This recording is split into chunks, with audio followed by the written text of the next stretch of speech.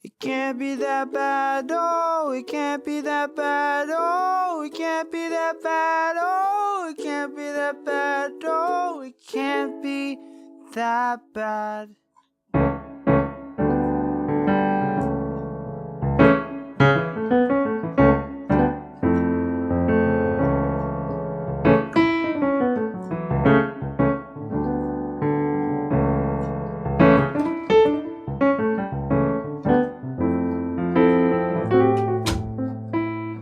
Cool. Yeah.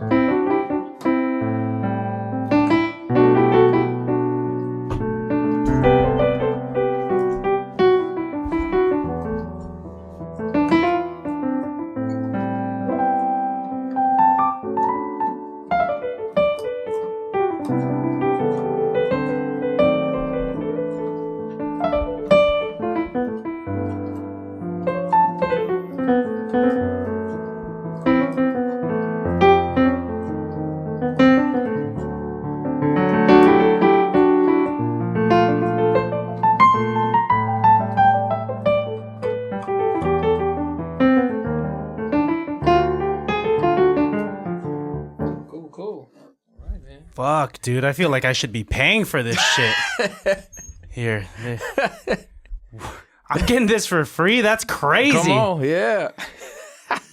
Dude, I'm so jealous. I often wish I listened to my Asian parents when they said, you should play piano growing up. And I'm like, I'd rather play video games. Well, you know, I made the mistake of, I wouldn't say mistake. I'm not going to blame it on the instrument. I made the mistake of playing the violin. No mistake in there. No mistake. The mistake is all within me and my lack of discipline, but I feel like I would have gravitated more toward piano and stuck with it more because it's visually, it is literally every single note that you can play, Pretty right? much, yeah. As opposed to a violin, I had to put stickers on the fret to be able to like Shoot, yeah, because it to be able to find the note. that positioning always. I truth be told, I don't think I've ever put a violin up to my shoulder or nothing. You know, You don't need to. You got this. But I don't know the struggle. I don't know even like the physical the demand technique. of it, you know? It's really. not that much. I grew up fat. My listeners are probably tired of me saying that sentence, but you know, when you have a double chin, it really locks in that violin underneath. Now it's not you. going anywhere, right? It's part of your body. Dang. Dude, fantastic playing. Incredible. I appreciate, bro. And that Thank comes you. from like a place where I have heard some very, very good players. Like, you know, we have a mutual, Carlos Castelblanc, Yeah. who is often like my piano player whenever I sing anything. And he is, in my opinion, like one of the greatest players I've ever heard. And to hear you play, not just through going through your discography and your latest album, It'll Always Work Out, but I got to hear you play live with Tyler Lauren. Yeah. What was that? 2 Fridays ago in Oakland? Mm-hmm. At the Museum of California. Yeah. Dude, you're very tasteful choices. Oh, thanks. I'd have to say, Appreciate, bro. man. You've been playing for 30 plus years? Yeah, I started piano lessons at 5 years old. That's crazy. Yeah. Were you initially interested in piano? Was there any other instruments that kind of competed for your love? Well, actually, so I think I got settled on piano because I was in an after-school program when I was in kindergarten that that my parents kind of saw music had some sort of hold on me, I think, just as a toddler. And so they enrolled me in this program, and I was going to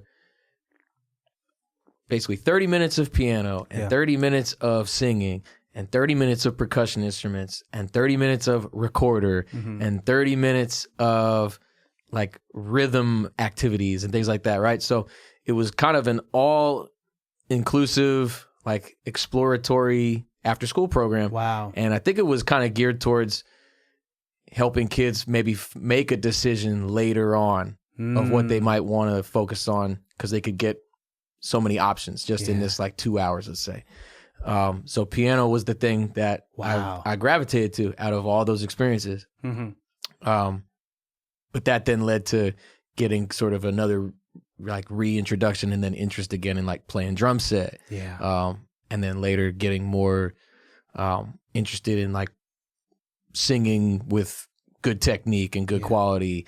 And then like later on picked up electric bass so that I could kind of find my way around and have a little bit of knowledge and a little bit of chops on everything, at least in the rhythm section. Yeah. You know? Dude, that's so important to kind of to get good at all of these other things. I feel like a lot of artists, they kind of find that one thing they're good at and they stick to it. But I feel like you built such a good foundation with starting off with this and learning everything else that like now when you compose, you know exactly what the voicings should be because you have dabbled in those instruments. Yeah. And I realized going into like college music, undergrad program, and then later doing my master's in jazz, that so much of like arranging for like big orchestras and jazz big band and choirs all like pointed right back to how does it sound and get voiced when it's on the piano. So it dawned on me that I was like, here I am so grateful to know how to like make harmonies, but here I'm thinking that it's just, it's, you know, only good for what I'm doing on my instrument, but really its origins for those kinds of bigger ensembles, it like harkens back to, well, what does it sound like when it's combined and using the piano as the tool for that? Yeah. So, dude, you're so lucky. You're so lucky to have grown up and gravitated toward this because my dad really made me learn my times tables in a world where we have technology to figure out how much this is. And, you know, I just have this random stupid like party quirk where I could go like, he's 5 years old. That means he's this many days old, you know, because I just learned how to multiply super fast. But I don't know. It's so incredible. Do you think it's really important for people when they pick up like any type of artistry to like learn as kids? Do you think you could have picked this up like if you were like 25 and eventually been at this level? You know, it probably would have taken the same amount of time. I feel pretty confident in that because, well, I'll put it this way. It would either take the same amount of time or it would take less time, but with the same amount of discipline that is elapsed in, you know, basically 3 decades worth of investing myself and my, you know, soul and body in music. Damn. Because I even teach adults now, and, you know, I teach high school level students and college students and adults who like went off and had families and now are coming back to it after all their, you know, kids have left the house kind of thing. Right. Mm-hmm. And so there's like different states of mind that, you know, people are in when they're trying to come back to it and they feel like they're rusty or they're like trying to pick it up for the first time, maybe because they've gotten interests in it from like their own children or other peer groups. But I mean, I will say this. I think from having been involved in it and immersed in it when I was in an adolescent, you know, time, starting as an adolescent, I think that accumulation of knowledge and then the interest and then the investment in time and just like the love growing for it, made it like exponentially stick. Yeah. That, and on top of what's the cliche saying that kids' minds are like sponges, right? You just absorb it more easily. Or in the way that I've always thought about it is like I have less in my brain because I'm a kid, so I could store things more easily. That's cool. Yep, I agree. Right? Because now I'm 31 years old. If I tried to learn a new thing tomorrow, I have to try and forget the shit that I learned. Yep. I don't know, the backlog of useless talents I have. What do you call it? Who's the hardest age group to teach, would you say? Is it the adults? Do they have like some sort of level of you can't teach an old dog new tricks? I wouldn't go that far because I think some like really get laser focused. And they're kind of like taking what I'm teaching and then seeking things out further. So like, you know, I'll have this one adult student I can think of. He comes to me with other articles he looked up about, you know, like jazz piano, improvisational strategies, and then would show me different clips of like, oh, look at this seminar that this composer did, kind of thing. So like he's putting just as much like into his time that he's spending with me now, like outside of it, just trying to overall make himself, better and a stronger musician, right? I think then there could be some who, like, maybe the idea of it kind of gets away from them. Like I've had multiple like adult students start with me. They do like, a month or two or something, and then they realize like, oh, with work and my sophomore in high school, I got working out their schedule, and so like the goals that they had, I guess, initially got away from them. Damn. So like that could be tough. It's tough because to be great at things, you always have to sacrifice something. And when the stakes are higher, when you're older, when you have a family, a full-time job, a mortgage to pay, it's harder to find things to sacrifice, Well, I'd say the second hardest ones are the kids who definitely aren't there because they want to be. Oh, I see. More of the kind of getting nudged by parents, but they might not already kind of have their mind made up on it. Yeah. But I often hear stories about the kids that initially they don't want to be there, right? They're being forced to do it, and they're like naturally prodigies with it, right? And they're good at it, and the love eventually comes. Right. Have you witnessed that in your teaching journey? Totally. Shit, dude. Yeah. Because some get hooked, but some.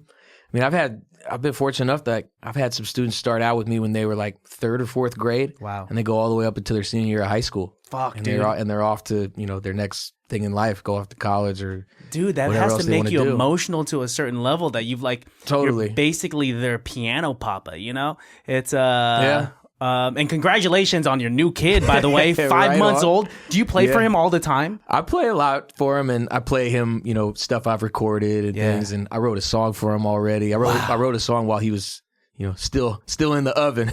Oh, what? Yeah. And I think I finished it before he was. Yeah, I did before he was born. What a true act of love. If I had a baby, I think I would obviously do the bare minimum of like feed you, tuck you in, and like and sing to you. But you've definitely heightened the standard, and you cooked up while he was being cooked up, right? Yep. Wow. Do you think he's gonna grow up to be a musician? Do you believe in that whole thing? If you play enough music around a baby, that subconsciously they absorb that gravitational love for music, that like almost naturally he's probably just gonna crawl toward a piano? I think I could see it. I got a little Fisher Price thing in his pack and play now that has a little bit of keyboard keys on it, and every time he taps it, it says a animal name or a number or it even has a point. What's funny is it has a point on the controls of it where if you press on it, it'll play a tone, but all it is C, D, E, F, G on there. There's even black keys on there, but they're just there for, for visual use. They don't work. He's not allowed to do halftones with the half steps on there. Like they're all there just for visual aesthetic. So imagine if you had like a baby monitor on him, and like when you and your wife weren't looking, he just got up and started playing some crazy chords, man. He wouldn't have that many to pick from. He wouldn't. Yeah, what could you do that amount of keys? He's got C, D, E, F, G. Like the best thing limited. He could play something dissonant. That's it. Pretty much. Yeah, that's about it. And what's funny is like another musician I play with. He was before my son was born. He was saying like, hey, you could probably help get him to like perfect pitch level if you start like making the connection of what he hears to you telling him what that is. So like when he goes and hits something on that Fisher Price board, I go, that's E. I'm telling him that. Yeah, you have to teach him the notes on a keyboard before you teach him the alphabet. Yeah, that's probably where it's gonna go. So he's not gonna know anything beyond G. So that's a good place to start. And then we'll work backwards. We'll get A and B. He'll be a senior in high school. Be like, H? The fuck is that? Right. Ain't no H being invented. Dude, no, congratulations on fatherhood. Thank you. Can you talk to me about the moment that he was born and what experiences you were going through?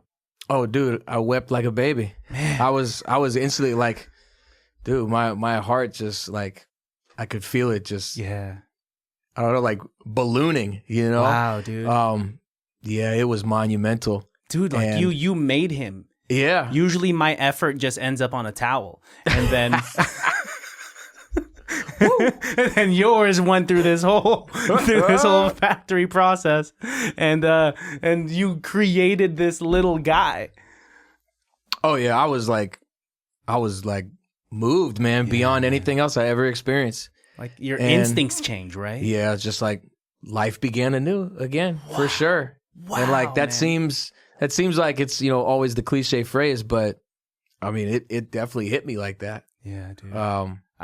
It made everything get new perspective. And I mean, shoot, it's like I thought I loved my life. I thought I loved my wife, you know, to the ends, but like that love even exceeded beyond where I was then, you know? It made me fall in love with her greater. Yeah. And that's what I hear. You know, ain't nothing like your flesh and blood now. It's something else. Yeah. I had a cousin who I had asked him a similar question like 12 years ago when his first kid was born. I said, like, Justin, like, I mean, like, how does it feel? He said, you know, he's my cousin-in-law. So he said, like, when I married your cousin Angel, like, obviously, like, I'm in love with her. I love her so much. The way that I love my parents, that's a certain kind of love. The way that I love my siblings, that's a certain kind of love. But that baby that's in that other room, that kid, Allie, the love that I have for that little human right there is unlike any of those other loves that I just described. There it is. You can't, and it's nothing that you could even articulate.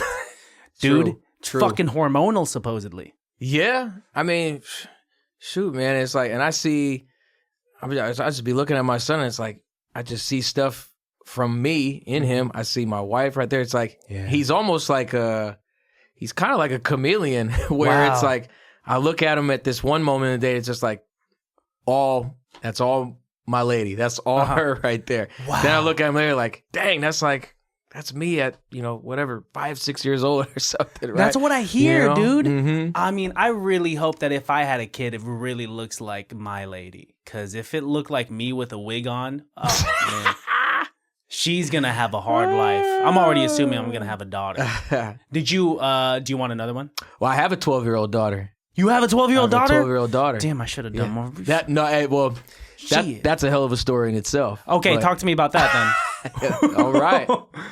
I mean, this. So I have a daughter who's is beautiful. She's at the same middle school I went to now. Whoa. I was even at her career day about a month and a half ago on my birthday. Damn, you a real dad going to a career day?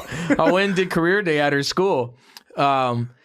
And I mean, she's awesome. She's like incredibly smart and gifted and you know, funny, got her own style, got a lot of love in her heart. That's what it is, really. But it's basically from another life ago. This was long before I met my wife. I went through different sort of ups and downs in the legal system, which is its own messed up monster in itself.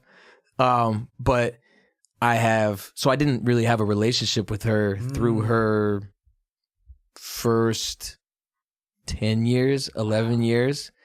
But now there's been something that's really developed beautifully. I'm hella grateful that basically both differences between her mom and I, and just the weirdest, just strangest politics, I guess you could say, in juvenile court and family court.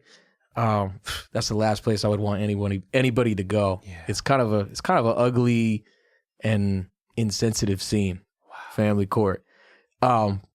So we went through all these, but everybody's like now made it through. And there's something really special that has blossomed between my daughter and I, and you know, she's met her little brother now, and you know, she's a big sister. Like that overjoyed her. So yeah, man, I mean, it's like, and it all kind of lined up at the same time. Me meeting her for the first time, my wife being pregnant, yeah, everything all just sort of swelled at the same time. So I count my blessings on it. Yeah, it's something else. And it goes back to the title of your latest album, bro. I mean, like, it'll always work big out, time. man. I mean, because I don't care who you are. Like, we've all been through some sort of thick of it, you know? Yeah. We've all been through it.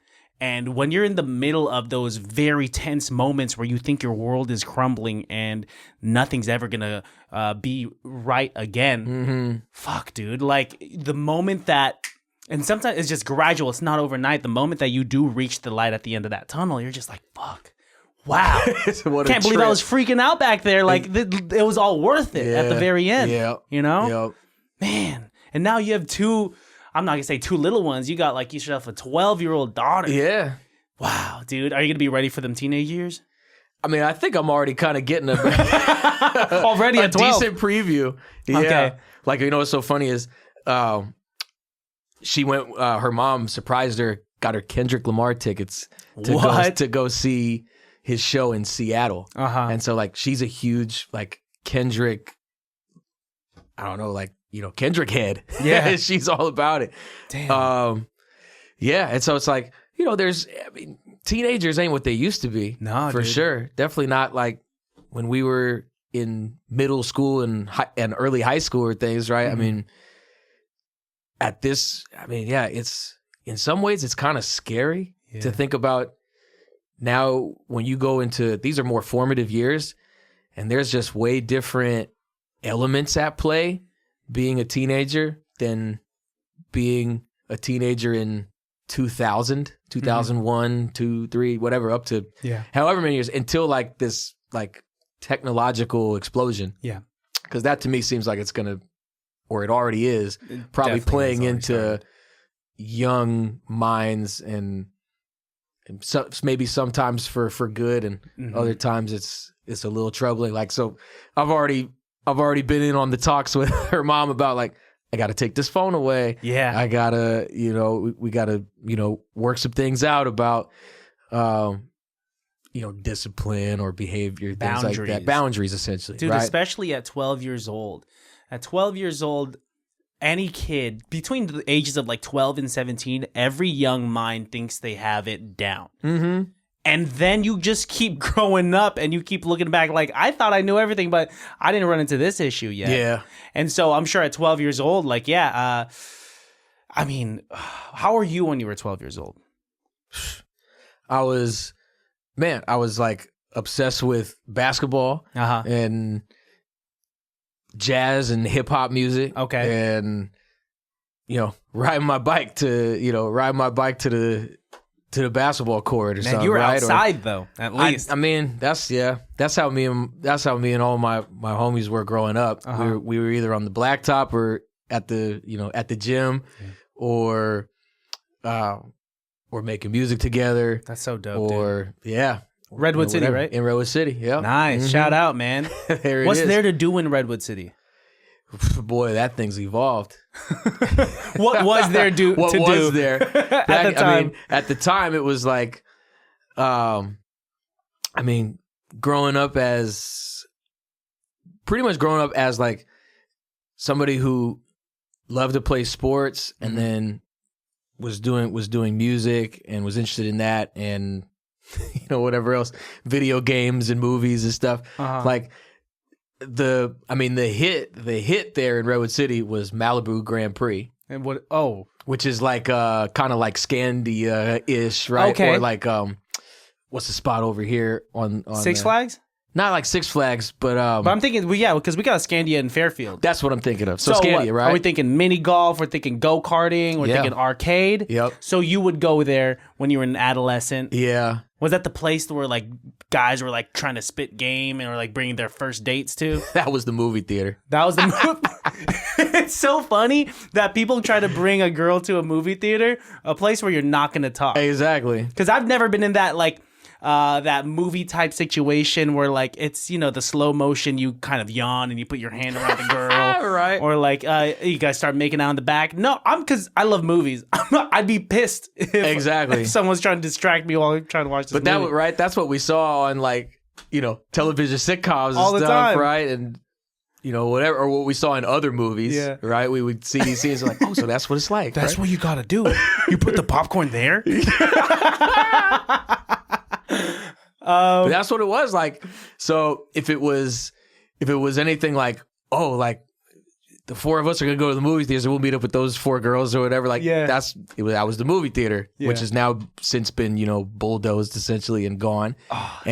Or it was like if it was just the dudes wanted to hang, we'd go to Malibu Grand Prix, we'd play mini golf, we go to the batting cages, we do the go-kart track, we do whatever, the video games, pop a shot. That shit sounds fun. That's now, where like man. all the birthday parties would be and stuff, growing up. The roller rink.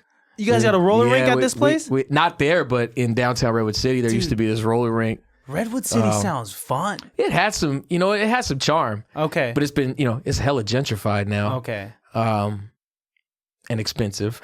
Damn, yeah, property's definitely only gone up.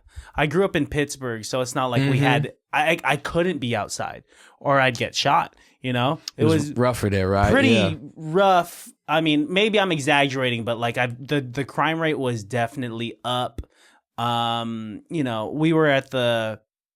We lived right in front of BART, so we definitely got some weird people kind of, that fell asleep on stop BART. over there, Yeah, Pittsburgh Bay Point, And then we got some like weird people that kind of fell asleep on BART, got there, got kicked out, and now they're just roaming around our neighborhood. And so like I wasn't really allowed to be outside like that. And so when you say shit like that, like you got a roller skating rink, that sounds dope as fuck. It was wild because I think for the longest time, Redwood City had the feeling of it being pretty safe and community pretty good.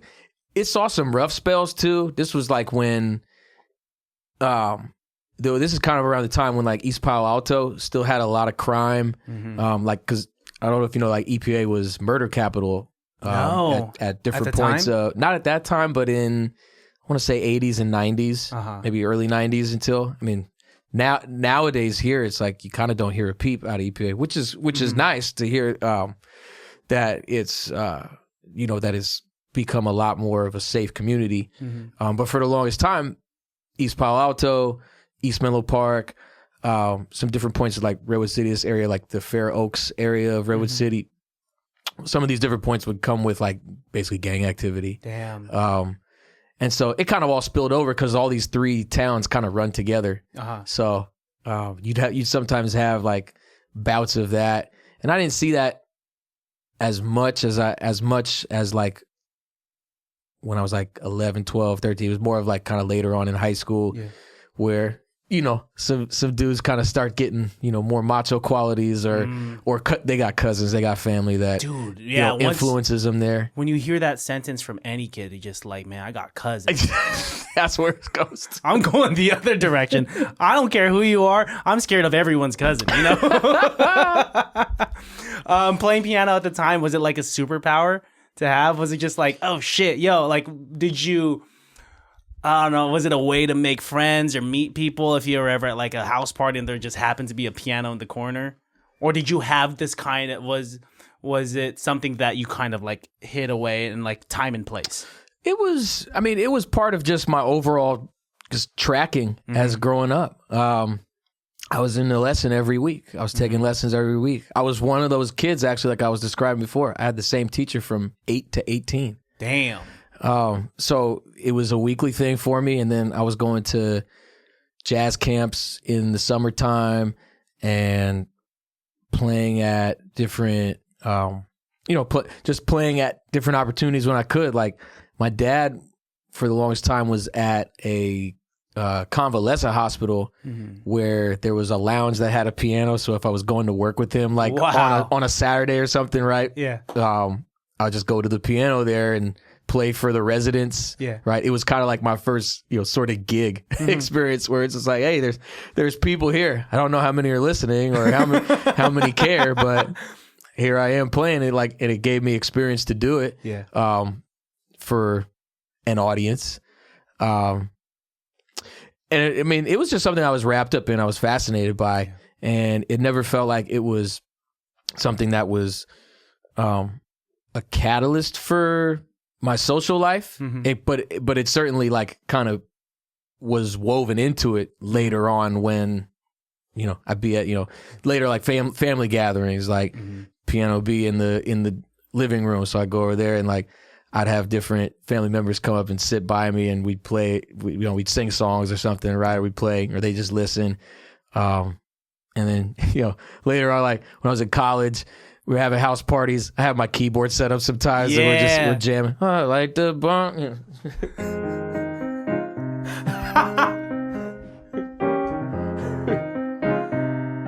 Right, going, so like music would be playing and you would accompany it. Sometimes, yeah, or there would be no music in there, and I'm just going over there because people are wilding. Yeah, dude, like go play the keyboard, dude. Go play a song. I'm like, all right, yeah, all right. I lived with a fraternity brother. I was in a fraternity in college, and so nice. One of my fraternity brothers I lived with was a dope singer. Okay, yeah, rest in peace, Max Preston. Oh shit, rest in peace. He was, and so he and I, we would be jamming constantly at this house we lived at, and so like then it'd be like, oh, it's the duo. We'll do some stuff at a party and stuff. It was cool. Yeah, that's dope.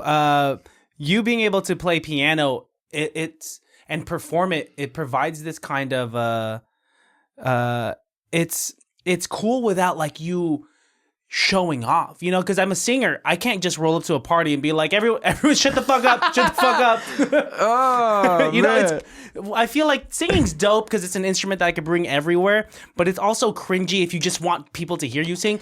You going off to the corner and playing piano while people are talking that's socially acceptable in my eyes. I mean, it is, right? It's like, it's one of the most like longest running socially acceptable things, right? Yeah, any dude. Hotel lobby, any it's provided. tiny bar, right? It's just like, here's the ambiance, go do it, right? Yeah, as long as you're good enough, here provide the ambiance, please. But me, I can't just go up to people and sing at them. Do you realize how fucked up Security! that'd be? Yeah, they'd be like, get this guy out of here. Sing at them, I like it, dude. Yeah, because I've now reached this part of my performative creative career where I'm just like, I'm really time and place. Mm-hmm. If people have asked me on this podcast, guests, like, hey, you sing, go sing for me right now. I'm like, nah, not right now. Yeah. And I get caught up in this whole thing where when I do sing, a lot of like my friends who've heard me all throughout my life, they'll be like, we get it, you sing. We get it, you sing. I'm just like, okay, then I'll probably just sing when time comes. But with piano, you can just do this anywhere. It's cool. We want it. It's like, it's so different. That just made me think of like just any other instrument too, because you roll up essentially to a spot that could possibly have a piano in it. A restaurant, a hotel, a house of worship, somebody's home, right? Like that could all be those could all be possibilities are there. But it's like, what are the chances you go to any of those same places and there's like a guitar plugged into an amp there, right? Or a cello, or you know what I mean? A saxophone, right? Or even is there like sometimes you might see like solo guitar, let's say, at some of these places, right? Or I've seen things where it's like a singer and a strings player, something like that, right? But those have to be more curated. Yeah. And here, like you're saying, like this could just be any run-of-the-mill situation, really, right? Well, because pianos, they're set pieces. Exactly. They're it's bougie furniture, sometimes when people have like when homeowners have a piano in their home that can't play it, i.e. me, I just like bank on my homies to come through and play it. I mean, that just made me think of, I've done gigs where I'm in a real estate advertisement, essentially, like when they're showing homes. Yeah, like I'm playing the piano as people are walking through viewing the home. I've done that on like a handful of times. That's now. A fucking thing. It's a real, I can't believe it sometimes too. Here's some hors d'oeuvres and some they're serving wine and champagne at some of these too. That would work on me, man. Where did I go? I think I was in Emerald Hills, at this, you would need a map and a compass to get up to this house, right? And it's like, here I am sitting down and playing. People are walking through, like they had caterers and all that, just to show the home and see if somebody's going to bite. Wow. And so here I am playing like, give us something that'll, set the mood. And but that's so interesting. Makes sense, dude. That would, that does provide this illusion that the property value of the home is higher. They must ask this to come with the piano player. I wonder if anybody's inquired. You're like, comes with a guy, right? Yeah. Comes with Bennett? Yeah. I'll take it. Fuck, dude, that's so dope, man. I don't know how you do it with like with the left hand. Just multitasking like freaks me the fuck out, man.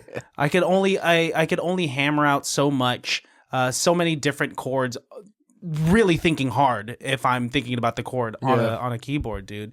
Do you think your life would be wildly different if music was not in it? What do you think it'd look like? Well, you know what? I'll take it back to like my birthplace. And I think part of the reason music is in my life is because of where I've been basically located.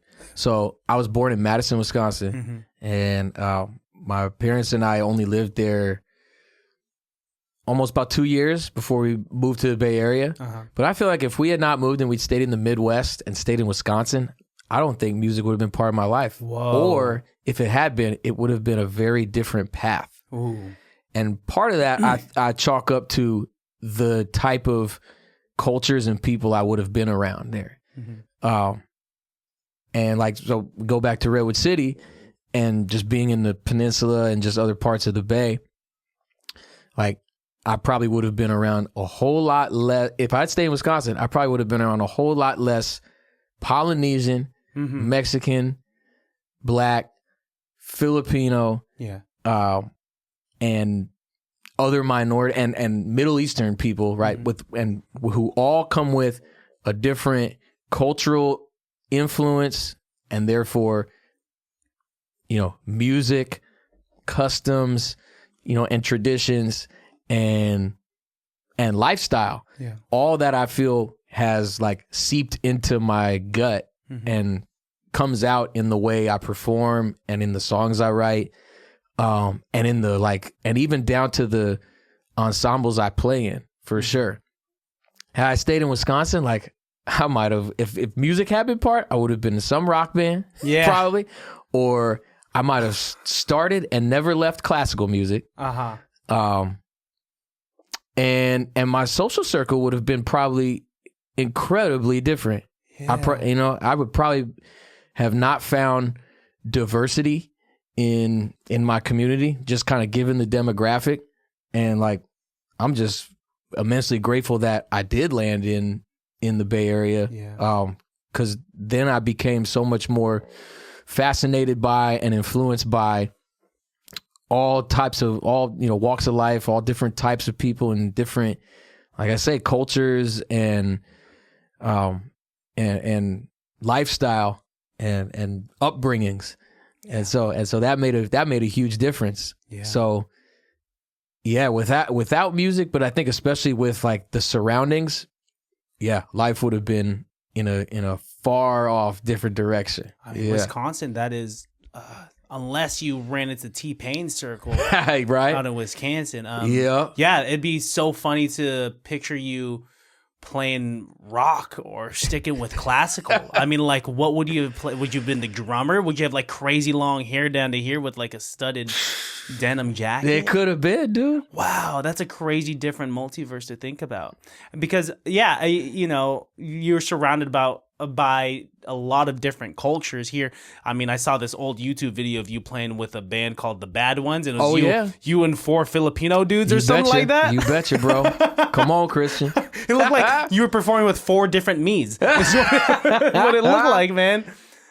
But that's it. Like, that's a perfect example. Yeah, like all those musicians in that band, pretty much outside of the drummer, were either of Filipino descent or different Asian descent, and especially coming from the South Bay, all folks who grew up in like different pockets of like San Jose's neighborhoods. Yeah. So and I was kind of the outlier of the group when it comes to that, right? Yeah. Which was cool. Like, and we all met basically in the San Jose scene, which is like, I go all the way back to the community part. Like, I don't know if I get to even sniff something like that if I'm not, right here in California, Northern California. The community's different here, man. Like the scene is different. Like the opportunities to play there's so many venues in the city and in Oakland and in San Jose that you could play at, dude.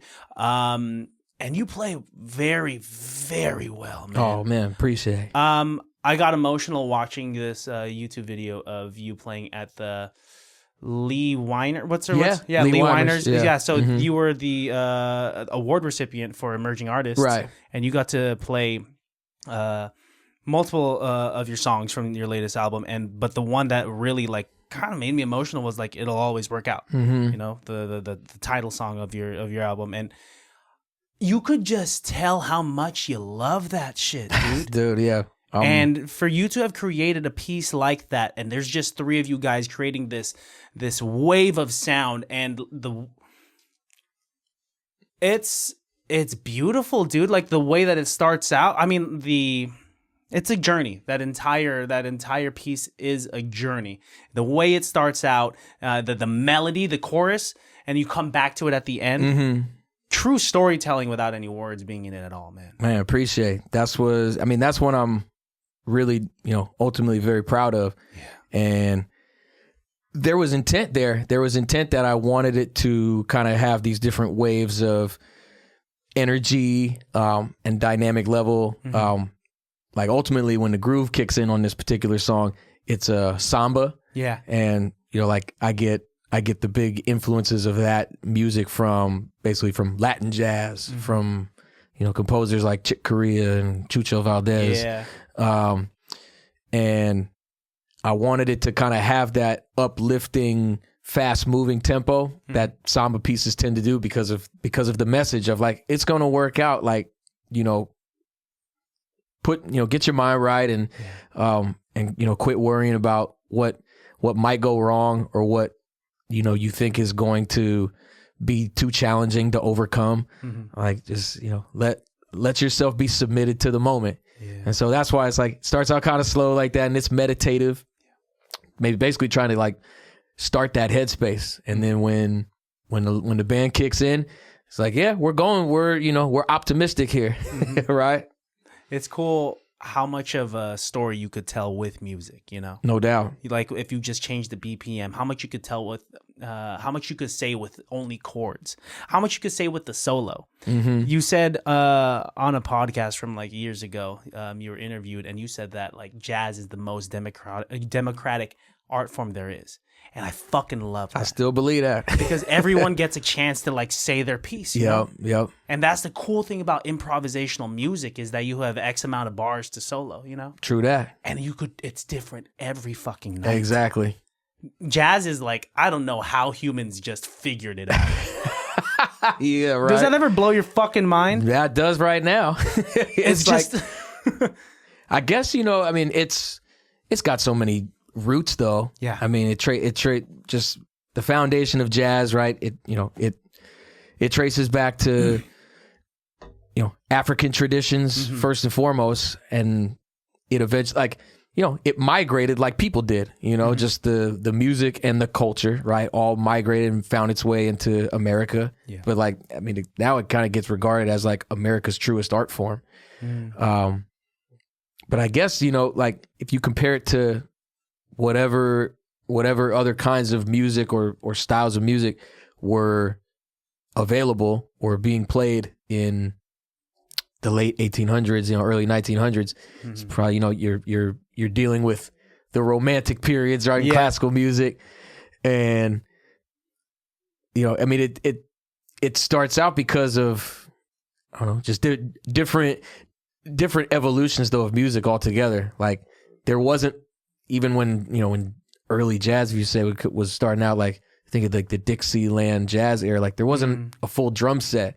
It was things coming out of marching band, like somebody's playing the marching kick, the marching bass drum, and single snare drum and cymbals. Like the drum kit's basically all been separated to like 3 different people. Dude, that blows my mind that eventually they're just like, all right, instead of getting 5 dudes and 5 drums, let's get 1 dude, bring 5 drums and just surround him by it.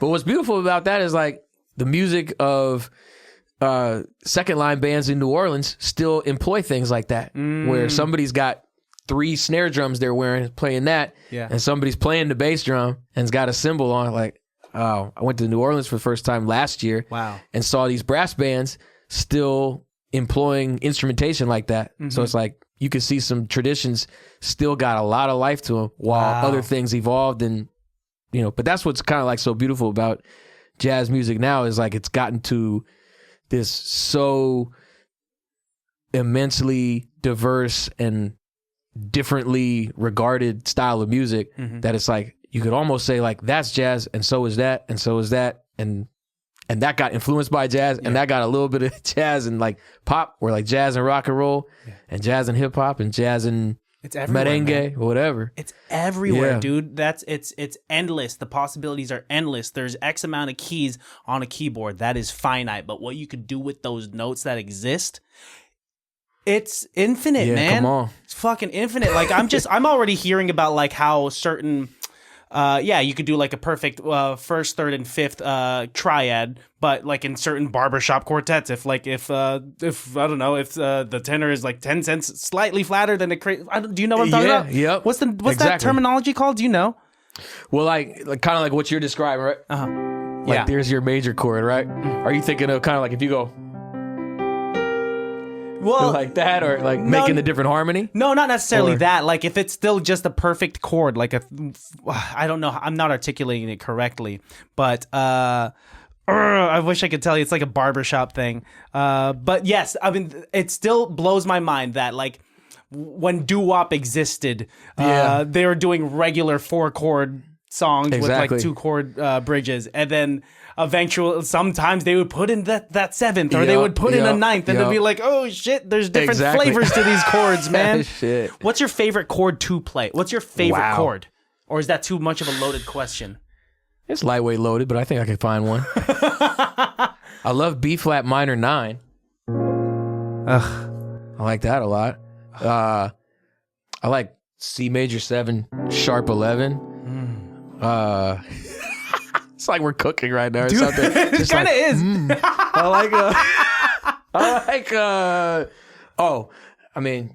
I got a weak spot for any sus flat 9 chord. Like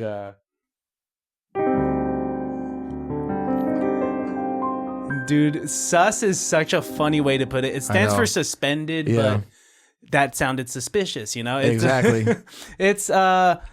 It's so beautiful how any chord can just have a mood to it. It's true, yeah. It's, I don't know. I mean, it's just sound waves that we layer in such a particular way that kind of induce something. That's the power of music, though, right? Because you're saying like it makes a different emotion, right?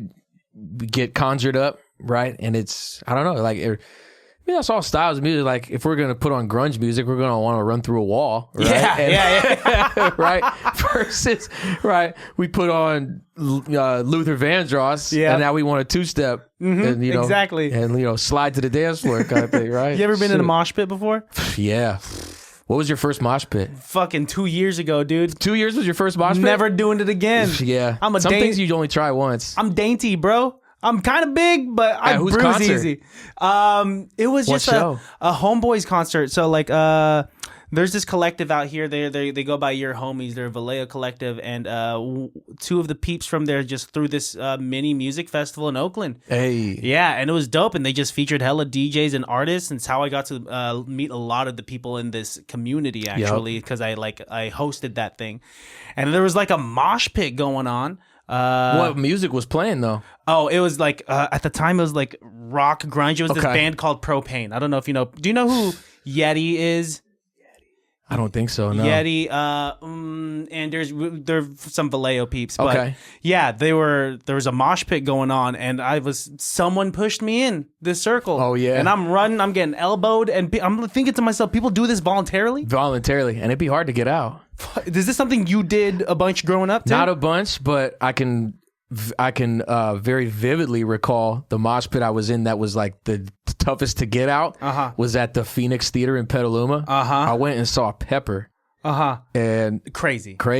And like you said, voluntarily, like almost like they were hoping they'd get a bloody nose or right? Or bruised up. Like, and you know, and the more people that got in, like the crazier you saw it look. Shirts are coming off, and you know what I mean? And people are like, get it. And like getting running starts into it and stuff. Like, holy moly. Like, shit, dude. I've been in some very like, polite mosh pits, you know what I mean? Like little shoulder bump here and there kind of thing. But this one was like off kilter for sure. Hardcore. Yeah. And then it was like, as soon as I remember I was with some buddies and one dude saw another get like elbowed across the face. And that's when he's just like, dude, you could not pay me enough to like go in there of my own volition. Oh yeah. And I went in kind of just like, hell, I'm here once. Like, how often am I going to see Pepper? Right. Yeah, you're right. Just like, I mean, I guess it's that particular environment, right? Yeah. And maybe I gotta get warmed up into it. Maybe this mosh pit, I don't know what level mosh pit this was. I know myself though. Yeah. I don't like to be in busy restaurants, dude. Let alone a moshing crowd. A mosh pit, man. Fuck, bro. It's crazy, man. Yeah, but I hear things about like there's some crazy live performances out there. I mean, like some screamo bands. Is it true that some screamo bands like scream so hard they have a bucket they need to throw up in sometimes? Yes, I've seen that. Why? Because I think they're just, dude, because they're just basically all caution to the wind, throwing all caution to the wind of like, I don't know, like bottle pushing the bodily limit, I guess. Damn, you know, dude. So I've definitely heard of that. But then, you know, then you hear about some singers throwing up because the nerves got them. Not because I hear about that. That's because they got, you know, to the point of like screaming that they had to like void their bowel or something. See, that's fucking crazy to me. Yeah. I've heard of death metal bands like having decapitated goat heads at their fucking concerts. Oh boy. I've heard of shit like that. Yeah. What else is crazy? I've heard of some like female bands just doing performances completely nude. I think that's a thing. Like, what are we focusing on here, right? Oh my goodness, nudist colony band. Oh, I guess. I mean, the guitar is covering most of the thing. You're not gonna see much anyway. I thought Red Hot Chili Peppers was just pushing it with the undies. Man. I know, dude. Well, they put like a sock on their thing, and and they'd perform that way. Shit, dude. Yeah, I mean, I always have this thought of like, if an alien species were to hover over Earth and just witness like these weird creative social activities we were doing, what would they think? You know? Like if they saw a mosh pit, they're like, these humans are hurting themselves. They're hurting each other. Probably having a ball cracking up from the other galaxy. You know what's funny about you bring about the alien stuff? And I always think about this every time I go walk the dog. I always think about how if aliens are looking down at us and they see the people out walking the dog and the dog takes a deuce and it's the human that has to pick it up. Yeah. And the alien, I think it's a Jerry Seinfeld bit, but it's like I've always thought of it like he writes this whole bit about it. It's like sees the human picking up the dog shit. They're like, okay, we know which species really runs the planet. Dude, that is true, huh? We're picking up after these dogs. Yeah, picking up their shit. Man, who's in charge? I mean, we are of service to them. Yeah. I know, dude. I'll do anything for a dog. Humans are flawed, and like, you know, it's the whole thing of like when you're watching a movie and you're fine if like a few humans die, but once the dog dies, you're like, I'm turning this shit off. Right, dude. Everybody's always got choked up from Bambi. Yeah, when man. Bambi shot at the end. Fuck, dude. Right? Yeah, like why is that a Don't thing? cross the line. I cried at Fox and the Hound. Do you remember that movie, Fox and the Hound? Wow, yeah. The fox got abandoned. They're fine. But I'm bawling here. Like, why am I crying this Look how much? everybody turned on Michael Vick. Yeah. Yeah. Look at that. Yeah. Best concert you've ever been to? I know your first concert was like Elton John. Yeah. Yeah. That it was. That's a crazy first concert. It was, yeah. You didn't even warm up to that thing. I mean, that could probably speak for a lot of music decisions from that point in my life on. I mean, man, some that are just like stand out that just overall just left me speechless were I saw Dave Brubeck in concert 2 times and both times in very different settings. Like one was in, I forget which like historic San Francisco church it was. Yeah. But just being there, I think he had his quartet and like a 40-person choir or something for parts of it. Okay. So that blew me away. And another was just his quartet. And just, both times left spellbound. How old were you at these concerts? Probably like between 10 and 12. Okay. And I got into knowing like Take Five and Yeah. playing some of Brubeck's music, got really interested in it. And so then to see this jazz giant in the flesh do it. Wow. And at that time, he's probably like, in his 80s. Wow. Right? At that point. And can still. Yeah, probably. Yeah. And just flying. Yeah. Because it's always like a shame. Have you seen those videos of Frankie Valli? Mm-hmm. And yeah. he's... It's almost sad. I mean, I'm happy I hope he's happy doing the thing that he loves up until but you this could last see the day. deterioration. Yeah. I don't know if a human's supposed to... He's like... I can't even call it a two-step. Right? Yeah. But yeah, Brubeck was like very impactful. Yeah. I saw Herbie Hancock Wow. live by himself. Wow. This was at the Green Music Center. It's on the Sonoma State campus, and so that's where I went for my undergrad. And so I went back there. That was probably 3 years or so after I'd graduated. Okay. Because I knew he was on the concert schedule. Yeah. And dude, it was just him by himself with the grand piano and hella other electric keyboard rigs and stuff. And so he had this he was just triggering everything from an iPad, I think. Uh-huh. And beats were playing from one board, and he's picking up the guitar, he's going to the grand piano, he's layering things, sequencing. And it's just it was wild that he didn't need any other players to do this, or that he wanted to even venture to do this, because everybody's known him for the longest time, right? It's like, oh, Herbie's on stage, he's got at least, a bass player and a drummer or something, right? Or a horn player to go with him. But yeah, that was moving. He made himself self-sufficient like that. Yeah. That is crazy that we've gotten to this time where, with looping and just technology, you could do it all on your own. It's true. I mean, that's why, once again, it's infinite. The possibilities are endless. You could produce it or digest it however you'd like. Yeah. And speaking of which, I mean, speaking of endless, you do more than just this. I mean, you played other instruments. You rap too. Yeah. You have an album, Grown, in 2022. And then you had an EP, Put It Out. Yes. Back in, what was that, indeed. 2019? 19, yep. So you could also flex that skill set of yours too. Where does what gives you the most dopamine between all these different facets of your skill sets? I think it's definitely the points in which I can do both simultaneously, and that I'm being true to both hip hop styles and jazz. Yeah.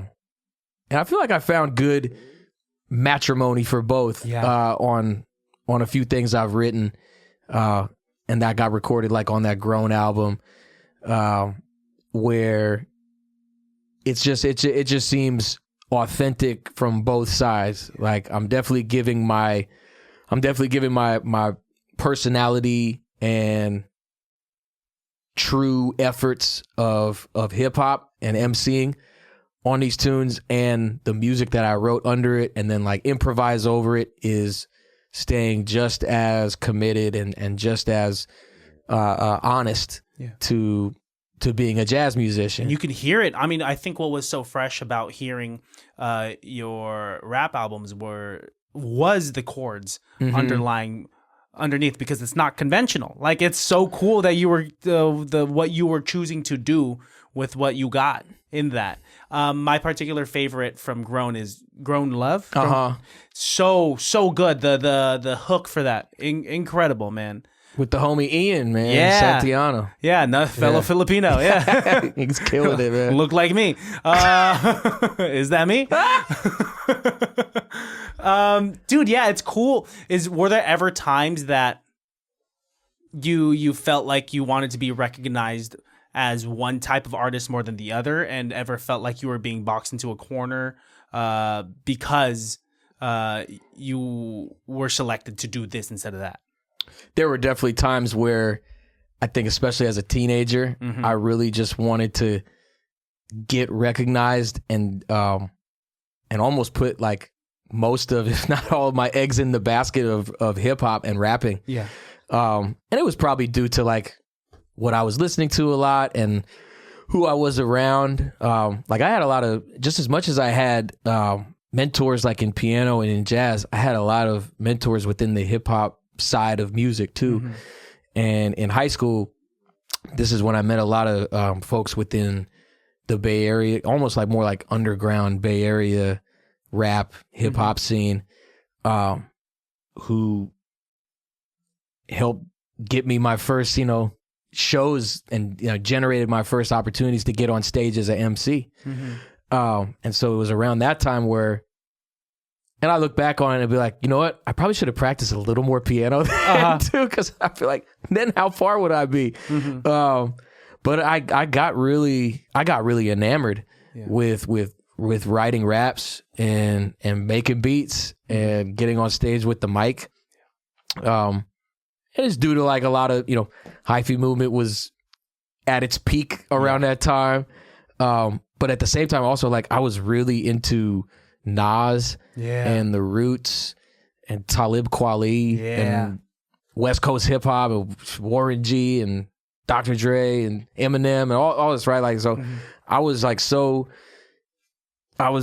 wrapped up in that. And I was, buying albums like crazy and, flipping on KMEL and 94.9 and going to recording studios more then. And so like, I really got just so much more of a taste for it that it was less of like you're saying, the boxed in. I don't think I was going boxed in, but I was just like kind of leaning heavy into that. So there was a time when I think there was even maybe less emphasis on what I was doing as a pianist. Mm-hmm. And I was still like, at that time, I was still going to lessons. I was still learning tunes. But there was also I was just getting more cues and maybe more juice, and I was getting more confidence from others too about doing that. Wow. And do you feel like having practiced both being an instrumentalist and a rapper and producer, have those kind of bled into each other and helped everything get better?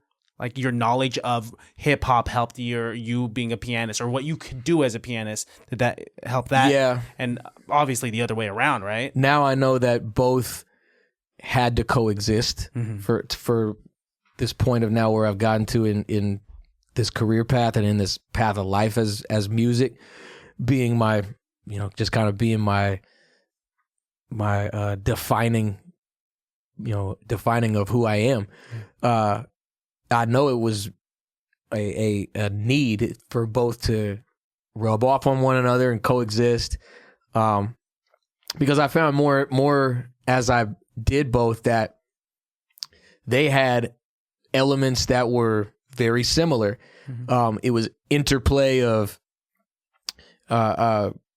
collaboration, whether that was like, collaborating with artists on a hip hop song or collaborating on the bandstand with horn players and guitarists and drummers and bass players. And it was rhythmic vocabulary in both.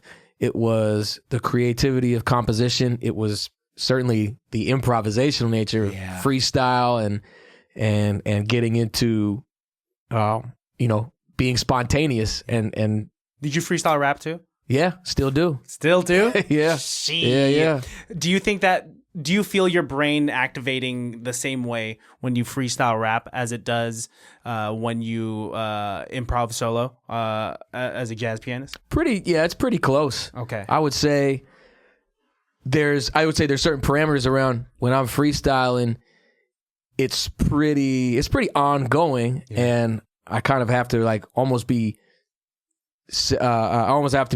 reciting in the same moment as I'm thinking of the next. At times with my improv, I can certainly leave space. I can take my time and I can use the elements of activity versus sparse action. So there's a little bit different framework around both methods of improvising, but I get the same, I think, creative rush about it. I think what's so cool about like improv, because I've done different forms of improv. Like I do comedy improv and I freestyle rap too. I just for silly, just for kicks and giggles. But there is this dopamine rush of, oh my God, I can't believe I was able to do that out of nowhere, you know? And at first it comes from this place of like, you're pressured into, the pressure almost makes it beautiful. Like it has to happen. Something has to come out next. It's miraculous. Right? And the fact that you do find like a rhyme scheme or like or you do find like a particular run during a solo. It's kind of fucking incredible that we could do that on the fly. I mean, and for seeing those who are just like at the utmost peak of those crafts, just is, I mean, it's inspiring, no doubt. I think it's like, that's why I listened to the artists that I chose and got inspired by like the different pianists and inspired by the different MCs, because that it seemed like their exploration was endless, and it seemed like they could find the most sort of insane points of inspiration and build on it and not make it, and not make it stale. Like that it was just going to continually be a little bit better than how we heard it last time. Wow. Don't make it stale. Right. Yeah. To be able to do that. I mean, because it's fresh every single time, man. That's the beauty of it. It's different every single time. That's what I love about this podcast. That's what I love about improv. Buddy. It's like new every single time. Your tracks, the songs that you've composed, they will be the same, but the solos are forever changing. Oh, yeah, no doubt. Something I like, you talked about that I really like is that before recording your album, you just practiced it live first. Oh, yeah. Most of these tunes that are on that album that's out now, mostly got their start on the bandstand first, live. And then after I felt like, okay, these have some legs. Yeah. And, I can hear different people play them and interpret them in certain ways too. That is like, okay, this one's a keeper. Let's record this one. Let's get it on wax. Yeah. Yeah, most of them, if not all, I guess, were composed and then first tried out. Dude, right? I think that's on important. Gigs. That's so important. I think that's I don't know, if I were to become a recording artist, that's a new unlocked skill, is to kind of, Casey Cope calls it data collecting. That's perfect. Yeah. He tries things out in front of a live crowd, sees the response, sees what works. And I use the analogy of like stand-up comedians when they go to mics or they have new material. You're data collecting. You were data collecting with this album and you're just like, this works, this doesn't work. We got it on wax. Let's record it. And even some things that I would do on gigs, then they matured and ended up differently on the studio recording too. Wow. Like different intros got created, different forms, different endings and things like that were all like even to the point of where there's a tune that got played with one, like its main melody is played with one form, and then the solos are a completely kind of different chapter, which doesn't always happen as often in things I write.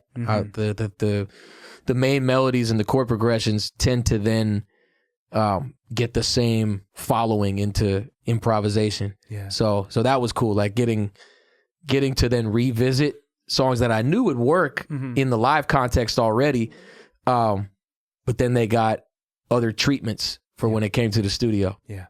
Dude, that's so cool. There's different ways to get there. And you fucking got there. Yeah. In such a specific way, man. Your daughter, does she play any instruments? I know she was doing some drums at one point. But she likes a lot of, like, she loves football. Whoa. She loves Seattle Seahawks football. Dude, she's such a different 12-year-old girl. She likes Kendrick. She loves Kendrick. Yeah, she likes Kendrick. Football. Yeah. Whoa, man. Yeah, she loves football. She's into dance. Like, she likes dance, drawing, fashion. Like she's I think music might kind of get reintroduced the more we, the more we bond and the more that we just try things out together, or if I nudge her one way or another. I know she's liked tennis before, and swimming, and she did ballet. So I know she's at least dabbled. She's dabbled on some things. Yeah, I mean, she's doing extracurriculars already. Yeah, exactly. That's a little more rare for kids nowadays, man. It's either Roblox or you go outside, right? Do kids play video games as much anymore? I don't know what kids do, man. Right? I don't know. They're taking hella selfies. I'm sounding like a fucking get off uncle. My lawn. Get off my lawn, you fucking kids. Yeah, I don't know. When I was 12 years old, what was I doing? Oh, man, I think I was just liking girls. I think I was just liking girls that would never like me back. Crushes were crazy, man. Yeah, man. Did you have a lot of crushes in middle school? Oh, yeah, high school dude. Type of thing? I did you ever play for them? Did you ever wrote a song for whoever and asked them to prom that way? I wasn't quite at that level yet, man. No way. You know what I did in middle school? Because I was taking Spanish, and I liked a girl who spoke Spanish. I wrote like a love note in Spanish, dude, from stuff that I was learning in class. That is suave. It was corny, but what whatever. Were you saying? Hey, mamacita, yo soy Bennett. Yo necesito tu boca en mi boca. I don't think that makes sense. I need your mouth in my mouth. Dude, it was like I was treading so lightly though. It was funny, man. I had a because I was short in middle school, and like all my buds they hit growth spurts and just kept going. Yeah. And I always felt like that was like a plus on their like, oh, girls are gonna like him.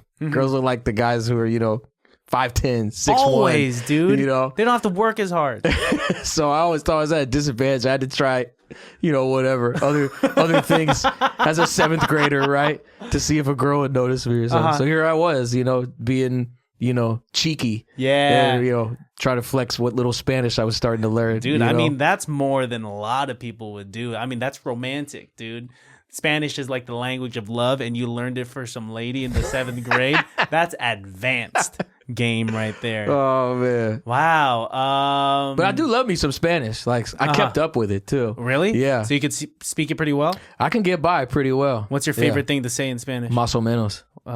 More or less? More or less. A close second is de vez en cuando. What is that? Once in a while. De vez en cuando. Dude, it sounds so quizás, cool. Wow. Yeah, maybe.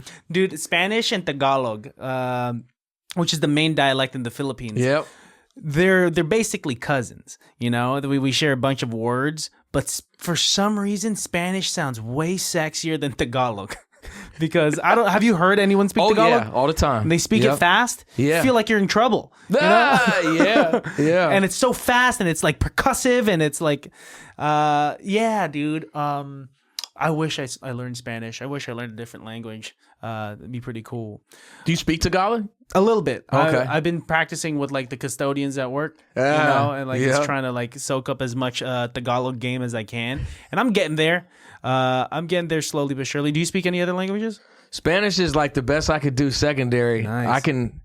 I could speak Hebrew at the Whoa. at the right times of the year, basically. I can't imagine that you would just leave this house and speak to your wife in Hebrew only. I got no conversational Hebrew. I had a bar mitzvah, and that was like the most I was ingrained in the language. And it was the truest use it or you'll lose it kind of moment. Oh, interesting. Like, I look back and look at the Hebrew letters and the alphabet and stuff. Yeah. I go, dang, I forget a lot of that now. But the things I did retain and remembered were like the chants I did over and over again. Wow. So like Hanukkah comes around. Okay, let me pull it out the mental Rolodex.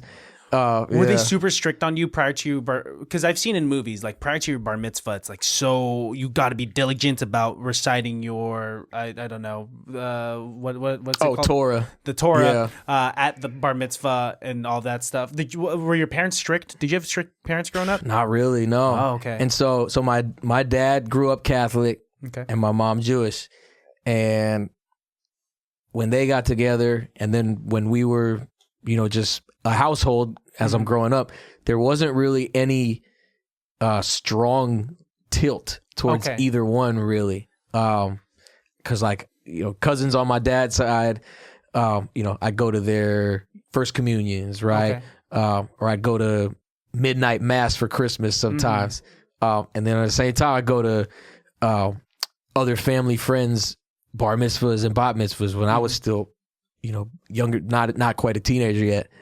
Or go to Sabbath services Saturday morning. Wow. So religiously, you just were... Dude, I went all everywhere. over, man. So some of my other homies, I'd go to some Mormon churches, services, apostolic churches. You've seen it all. I have, dude. Wait, and now I'm playing in the Baptist church every Sunday. You've seen it all. Yeah. Are you allowed to get baptized and like go through a bar mitzvah? See, that's both? Like, what are the... That's the unanswered question right now, Christian. Because there's like two opposing gangs. Can I like get jumped into both? Like Cue the West Side Story. You're right. But yeah, religious version, dude. What is it, man? Like if I were to get a bar mitzvah right now, weird. First of all, I'm a grown ass man. Hey, fuck, dude.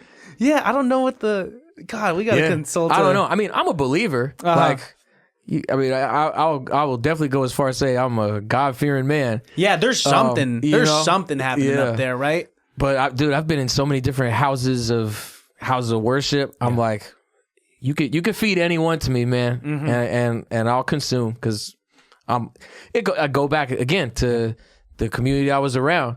So it's like one of my best friends, Samoan cat, Mormon. Did his Mormon mission too, all the way. Mormon Samoan, yeah. A Samorman. Damn, boy.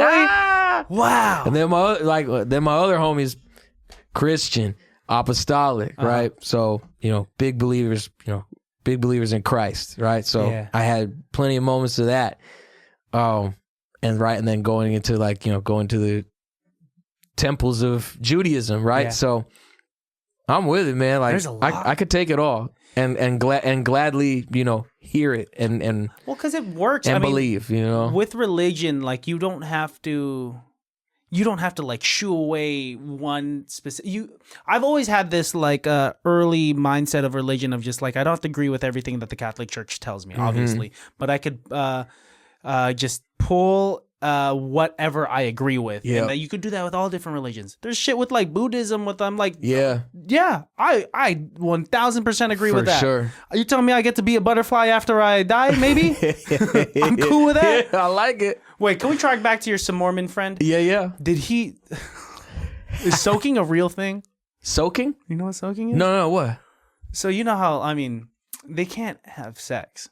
So supposedly they would have like a couple would go on the bed and there'd be like homeboy underneath the bed and shake the bed. So like this is the first I've heard of that. So the guy would dock. I'm sorry if this is crass. I'm so sorry for the listeners out there, or if your wife is watching this, or your 12-year-old daughter. A couple would dock. They would not fully do the thing right up top, and so that's within boundaries. Mm-hmm. So for them if they're not married, you're saying? Yeah, if they're not married. If they want to feel anything, they would recruit a homeboy or homegirl to go underneath the bed and shake it. No way. So that there was movement happening while they're docked. Wow, I did not know that. And that was their loophole. And I've heard about it as a joke, but the more and more I hear more about it, some people are saying like, nah, that's a thing. Wow. That's a thing. That'd be the first I heard of it though. I don't know. That sounds like something that I want to try, and I'm allowed to have sex. I'm fine with the idea. So I'm thinking that's just a crazy thing. Maybe don't ask your Samoan friend that. Well, no, I mean Samoans can beat the fuck out of like, well, me and him know each other like the back of our hands, man. So I know that was not part of what he was going through. He didn't even be like Bennett. I need a real solid, homie. No, not even. Can you fit under this bed? I mean, it was like, dude, like me and him and our other boys, like that was all our crew, like you were saying, like was like interested, I mean, dude, I think there was times we were trying to, grow up way sooner than we should have been. Yeah. Kind of things. Always. I mean, right. That's like we were saying earlier, like 12 to 17, those are the points where it's like you try to start distancing from mom and dad. It's like, no, I know everything. Oh, dude, you think you're a big dog. So that's where it was. It's normal. Okay. Yeah. Gotcha, dude. Do you want to play anything from your latest album? Yeah, we could do that. Dude, I mean, you got your piano here. We've been going for wow, I didn't realize we've been talking this long. I've been having such a good time, bro. This is fun, man. Yeah. Real talk. I'm having a great time. How about we have you play some stuff from It Okay. Always It'll Always Work Out. Okay. Whatever your favorites are. Whatever you want to put out there. It doesn't have to be the whole thing. I don't want to make you do a whole fucking set here for free. But yeah, just so like my listeners at home could really get a taste of your musicianship and what you've created from the ground up. Okay. So, yeah. I'll play a cut from the album It'll Always Work Out. This is one I wrote for my wife called Dream of V. Oh.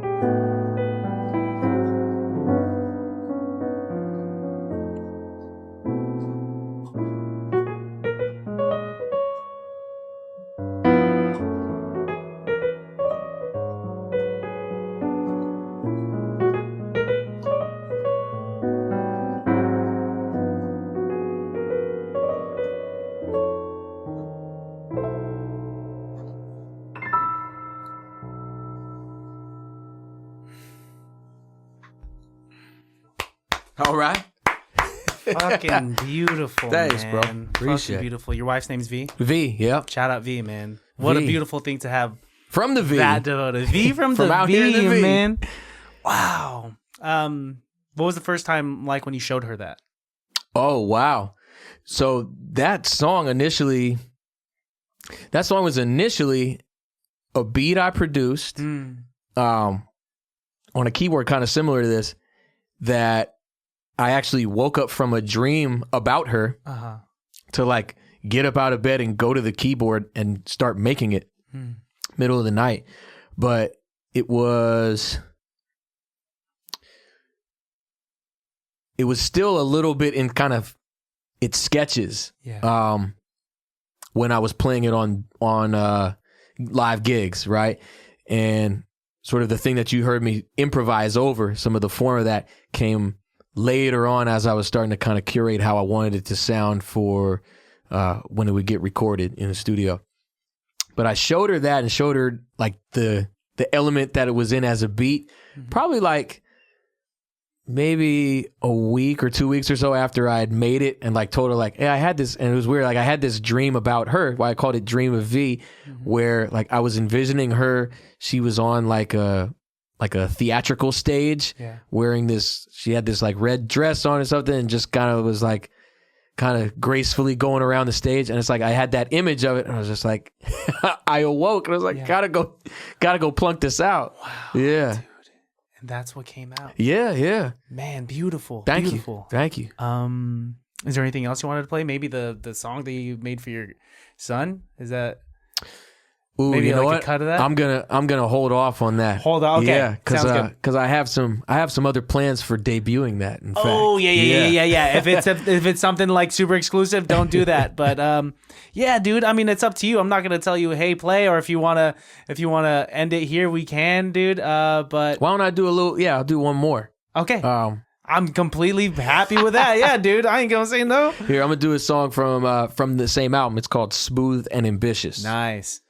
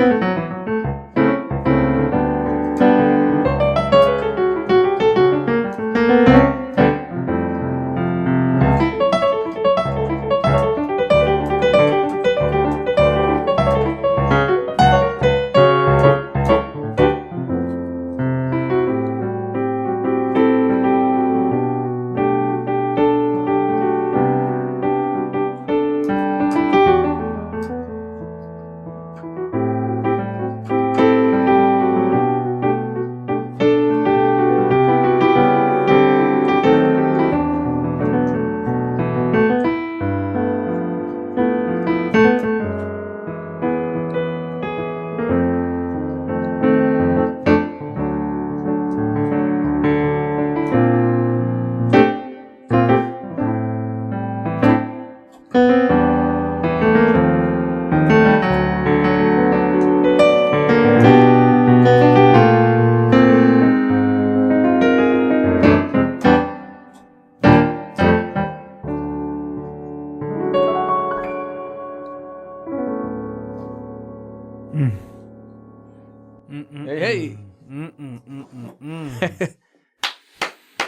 Bennett Roth. Appreciate it. Man, thanks, Christian. Man, thank you for blessing our ears, the listeners' ears. Thank you for coming through. Thank you for lugging your keyboard all the way from San Jose to Vallejo. That's the gig, man. Come on, I'm used to it. Wow, dude, I appreciate it, man. The feeling's mutual. I appreciate the convo, man. The laughs, just dude. Everything, just the deep dives. This is it's fun. beautiful. I think we got to learn a lot about you today. Hey, I learned a lot.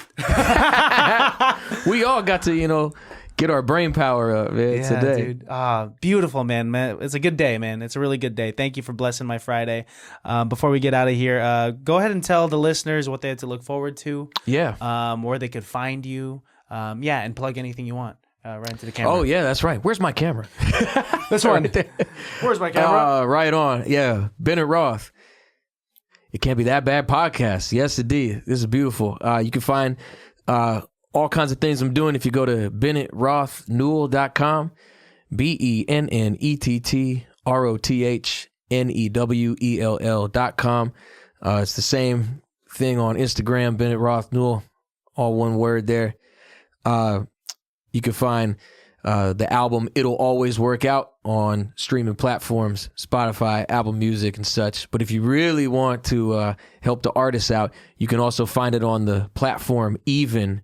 Which, shout out Even. Yeah, shout out Even, which has been doing us Bay Area artists some good, for sure. So you can find it on there. It's a pay what you want model. If you feel like the album's worth your $5, go ahead and tally up $5. But if you think it's worth, $500 or $5,000, that's also very much acceptable. If you think it's worth a house in the Bay Area, buy this man a house. Hey, if you want to skip a mortgage payment and pay me for the album, I'm not gonna stop you.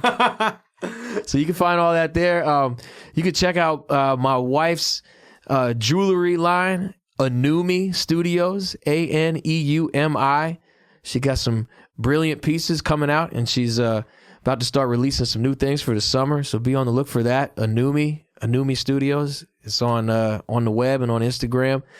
I'll be playing at the San Jose Jazz Summerfest. I'm going to be on one of the sort of more main stages of the festival on the California Theater Music Lounge stage on Friday, August 8th, with my quartet, with Brian Shue on guitar, Michael Henning on drums, William Johnston Borer on electric bass. And I'll be kind of up and about in different places. July 18th at Mr. Tipples. I know I'm probably forgetting things. Dang. You can go to my website. It's got my calendar on there. Go to his website. It's a beautiful thing. Man, much love, Christian. This has been beautiful, dude. Dude, vice versa. Thank you for coming through. This was so much fun. One more thing. Leave my listeners with the phrase of saying a piece of advice that reminds them that it can't be that bad. Man, so often do we wake up in the morning or we go to bed at night or we're just going about our day where we've got all these different things on the brain that we're sweating or we're worried about or we're thinking the worst or there's going to be a less than desired outcome or result, but that often doesn't come or never comes. And so, bless your mind with optimism, positivity. Surround yourself with people that have their best interests for you, and you have the best for them. And keep a song in your heart, and I bet things are gonna work out the way you love them to. Keep a song in your heart. Fucking love that, dude. That's one of the best messages people have left on here. I appreciate you, Bennett. You're the man, dude. Appreciate you. You're the man, bro. Baddies, you guys know where to find me. You guys know where to find the podcast because you're already here. Peace, love, and bye.